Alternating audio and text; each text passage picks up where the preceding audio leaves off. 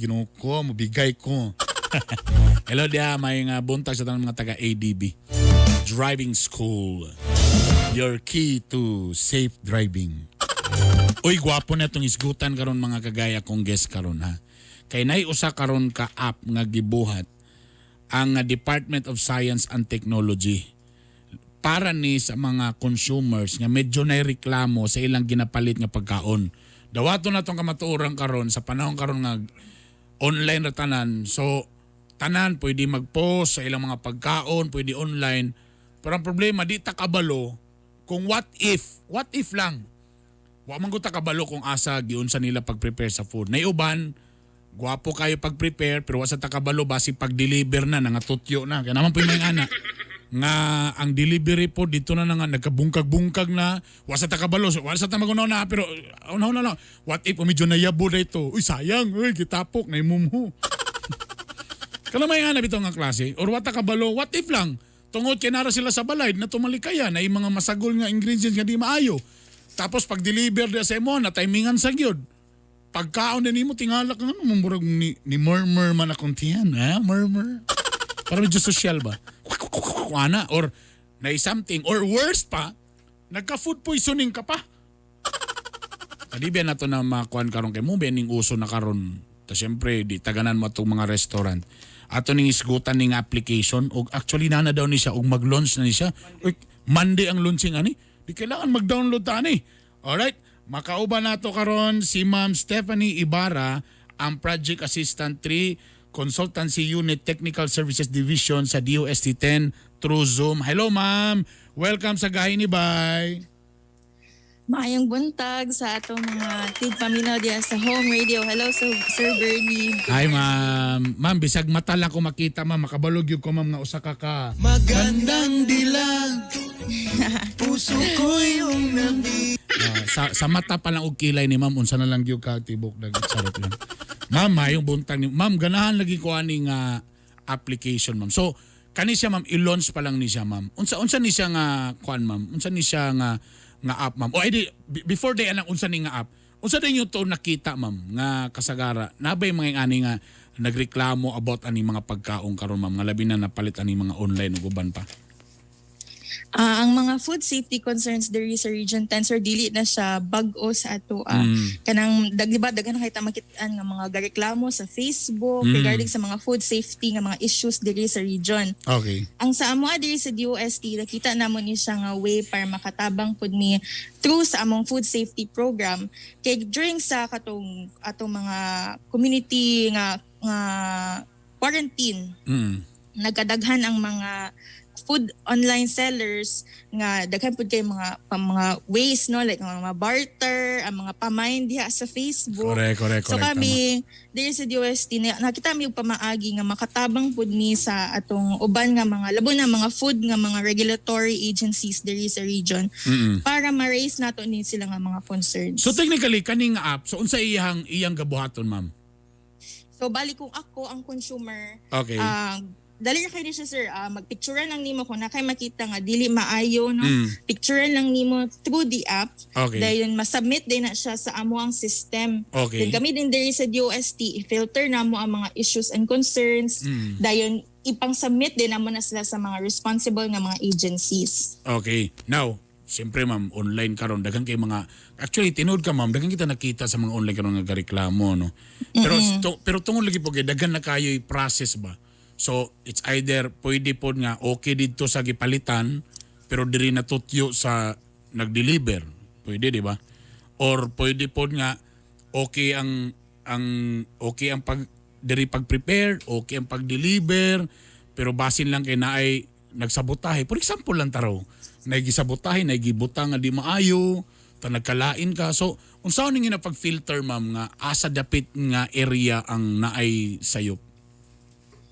Muna among first gid buhaton ana sir kay ay pang-invite sila sa atong mga webinars. Okay. Kay dapat kanang inclusive bitaw ang atong growth nato dili lang as consumers also pod sa side sa mga food business owners.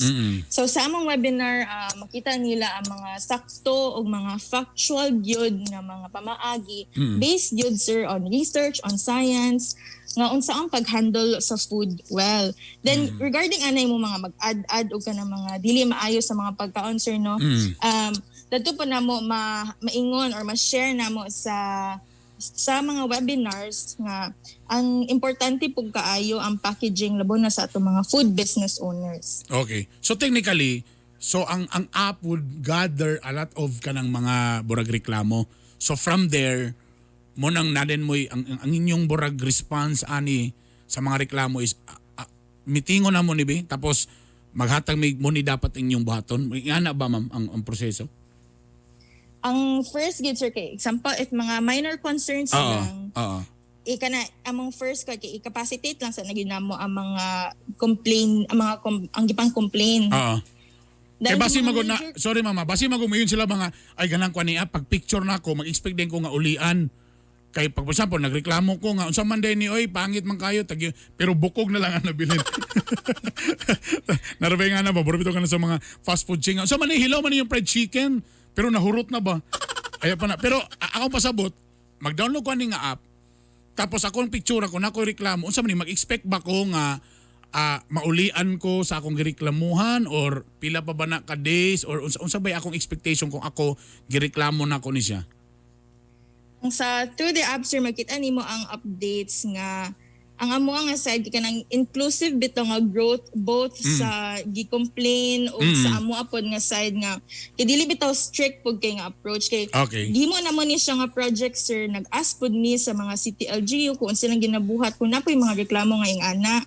Ang ilaha pod kanang di sila gusto nga strict pod kaayo ang approach bitaw kay loy pod ang food business owners. Correct. Sa amo ganang strong sinato first then if kanang ikapila nagyod nga violation pod sa business owner kana na dayon i-forward din namo na siya sa CPLGU then so, sila din sa lagto na istorya bura siya kanang feedback something nga app no nga dapat tabangan nato ni siya para dili ni siya mautro bura bitaw kung sa ubang online karon na mga for example mga bogus na mga supplier tapos for example lang naghatag og kanang nag-order ka og baso ang gihatag kutsara so kung daghan mo na feedback about ani so at least kamo kaning app makita ninyo nga uy burag kani nga kuan burag gagara na gini ba murag nagi something problema ani nga na establishment burag ana ba ma'am ang dating sa app di ba? Correct sir. Correct. So dili po kita mag-expect basin mag-download ta. Tapos yung tanan na lang gyud nato daw ato. Unsa man ninyong ice cream nga pag-abot na ko diri wa na may ice tapos sa iligan gi-order. Kala may alam, sometimes di pa na may mga stupid people. Dawato na nato na may mga stupid people sometimes nga gusto lang gyud ba kanang papansin ba. So nay may ana. So baka kasi ang uban nga sige. Pagtanaw na ko nga ina nga way lami ni pictura nato ana. Apil ba di ma'am ang lasa ma'am? Apil ba di? Kumain sila wa sila lami Dili po na. Dili na siya or safety concern. Di na sa safety. Kanang ay parat ana or kwan. Walay lasa. Uy, ginuko pa. Tawago ka sa B-Heart sana.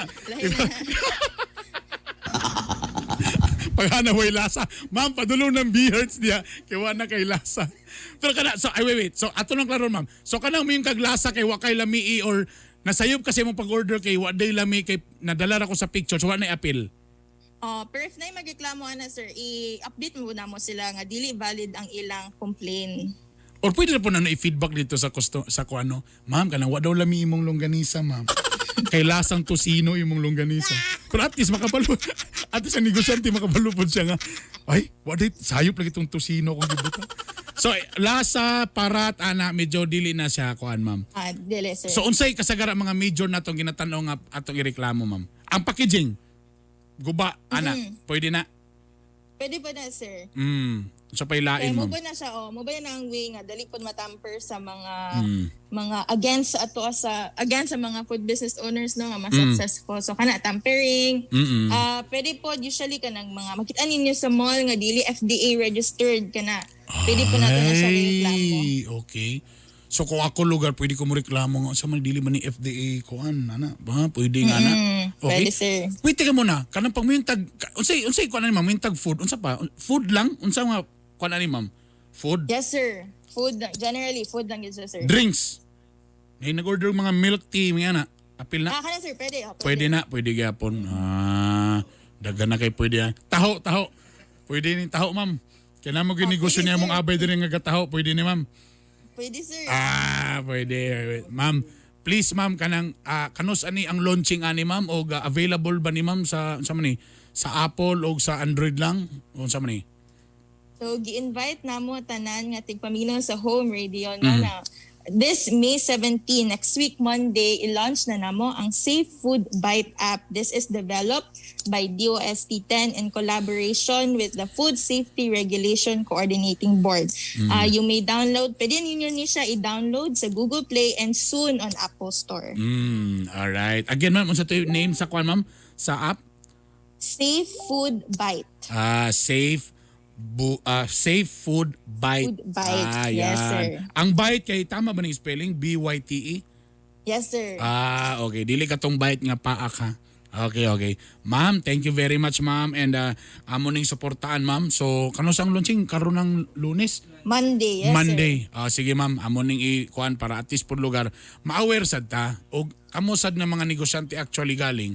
Gwapo sad ni kay at least makabalo sad mo nga dapat day nga ni kay preani o ang kamo ang DOST magkuan og webinar para at least makabalo mo at least mo sinso pa sa inyong mga negosyo. Thank you very much ma'am. Mabuhay mo diha ma'am. Thank you.